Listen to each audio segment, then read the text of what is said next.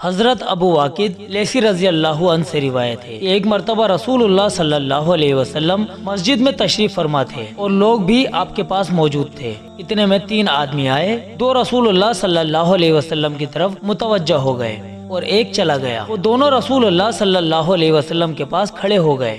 ان میں سے ایک صاحب کو ہلکے میں خالی جگہ نظر آئی، وہ اس جگہ پر بیٹھ گئے۔ دوسرے صاحب لوگوں کے پیچھے بیٹھ گئے اور تیسرا آدمی جیسے کہ اوپر سے گزرا پشت پھیر کر چلا گیا۔ جب رسول اللہ صلی اللہ علیہ وسلم حلقہ سے فارغ ہوئے تو ارشاد فرمایا، کیا میں ان 3 آدمیوں کے بارے میں نہ بتلاؤں؟ ایک نے تو اللہ تعالیٰ کے پاس اپنی جگہ بنائی، یعنی حلقے میں بیٹھ گیا تو اللہ تعالیٰ نے اسے اپنی رحمت میں جگہ دے دی۔ دوسرے نے حلقے کے اندر بیٹھنے میں شرم محسوس کی تو اللہ تعالیٰ نے بھی اس کے ساتھ حیا کا معاملہ فرمایا، یعنی اپنی رحمت سے محروم نہ فرمایا۔ اور تیسرے نے بے رخی کی تو اللہ تعالیٰ نے بھی اس سے بے رخی کا معاملہ فرمایا۔